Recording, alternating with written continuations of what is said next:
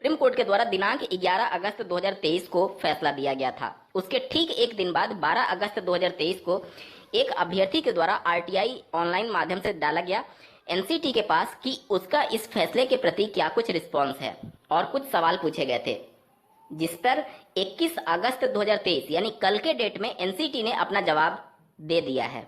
इस जवाब से आपके काफी हद तक डाउट क्लियर हो जाएंगे। यहाँ पर यह पूछा गया था कि एनसीटी बीएड अभ्यर्थियों की पात्रता के संबंध में क्या स्टैंड रखती है। तो यहाँ पर आप पहला वाला पैरा ध्यान से पढ़िएगा। द एप्लीकेंट में refer the NCT regulation dated 23 August 2010।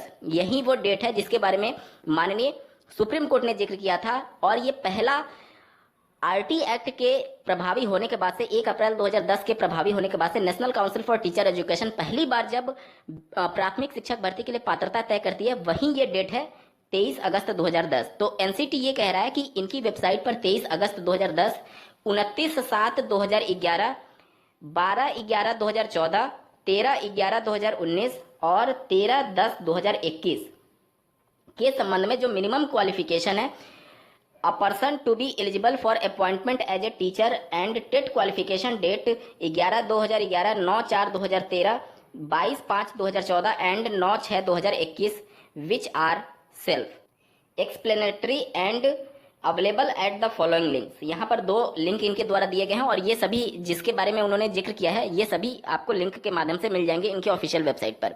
ध्यान देने वाली बात यह है कि जो भी इन्होंने पात्रता से संबंधित नोटिफिकेशन का जिक्र किया है उसमें 28 जून 2018 के उस नोटिफिकेशन का जिक्र नहीं किया है, क्योंकि माननीय सुप्रीम कोर्ट ने अपने फैसले में उस नोटिफिकेशन को ही क्वेश्चन कर दिया है। तो एनसीटी उस नोटिफिकेशन का जिक्र नहीं कर रही है मिनिमम एलिजिबिलिटी को लेकर के, यानी कि माननीय सुप्रीम कोर्ट के फैसले को पूरी तरीके से स्वीकार कर लिया है एनसीटी ने, क्योंकि आरटीआई में उन्होंने इस डेट का जो नोटिफिकेशन था उसका जिक्र नहीं किया है। साफ सा मतलब यह है कि 28 जून 2018 के नोटिफिकेशन को एनसीटी पूरी तरीके से माननीय सुप्रीम कोर्ट के फैसले के बाद से क्वेश्चन मान करके चल रही है।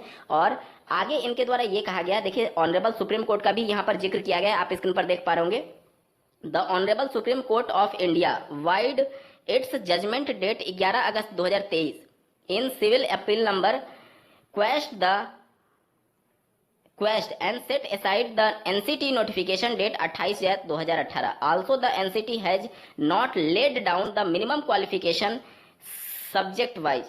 The applicant may also approach to the recruitment agency board authority concern in this regard. यानी कहा यह जा रहा है कि जो रिक्रूटमेंट एजेंसी होगी, जो बोर्ड होगा, उससे कंसर्न कर सकते हैं अभ्यर्थी। जैसे अन्य राज्यों में जो जो रिक्रूटमेंट बॉडीज होती हैं उनसे कंसर्न करने के लिए बात कहा जा रहा है। लेकिन एनसीटी अपने स्टैंड को क्लियर कर चुकी है कि माननीय सुप्रीम कोर्ट ने 28 जून 2018 का नोटिफिकेशन रद्द कर दिया और इसलिए मिनिमम एलिजिबिलिटी में वह इस नोटिफिकेशन को शामिल नहीं कर रहे हैं। ये आरटीआई से खुलासा हो चुका है।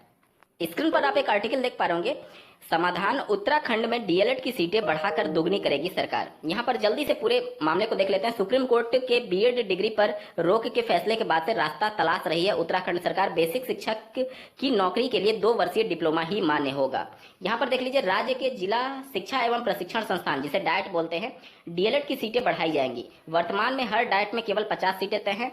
अब सरकार संख्या दुगना तक करना चाहती है। प्रदेश के शिक्षा मंत्री डॉक्टर धन सिंह रावत ने इसकी पुष्टि की है। सरकार ने यह कसरत सुप्रीम कोर्ट के ताजा फैसले के बाद शुरू की है, जिसके तहत बीएड डिग्री को बेसिक शिक्षक के लिए अमान्य कर दिया गया है। प्रदेश में वर्तमान में बेसिक शिक्षक के 3000 से ज्यादा पद रिक्त हैं। वह भविष्य में रिक्त पदों की संख्या और भी बढ़ सकती है। इसके सापेक्ष राज्य के अपने सरकारी डाइट में अगले 2 वर्ष में 1100 डीएलएड प्रशिक्षित अभ्यर्थी मिल पाएंगे। फिर 2 साल में 600 से ज्यादा अभ्यर्थी मिल सकते हैं। इस संबंध में शिक्षा मंत्री डॉक्टर रावत ने गुरुवार को बताया कि सुप्रीम कोर्ट का आदेश पूरे देश पर लागू होता है। यदि सुप्रीम कोर्ट ने बीएड को अमान्य कर दिया है तो वो देश के अन्य राज्यों के समान उत्तराखंड में भी लागू होगा। शिक्षकों के पदों को योग्य अभ्यर्थियों से ही भरने के लिए सरकार राज्य में डाइट की जो सीटें होती हैं उनको बढ़ाएंगी और इसके लिए जल्द बैठक की जाएगी। तो जैसा कि मैंने आपको उस डेडिकेटेड वीडियो में बताया था कि जिन भी राज्यों में डीएलएड को बंद किया गया है, बहुत जल्द आपको देखने को मिल सकता है कि वहां के राज्य सरकार फिर से डीएलएड कोर्स को स्टार्ट करने जा रही है और इसका असर आप उत्तराखंड में देख सकते हैं। उत्तराखंड में जो डीएलएड की संख्या कम थी, इसको बढ़ाने के लिए अब डीएलएड की सीटों को बढ़ाने पर विचार किया जा रहा है।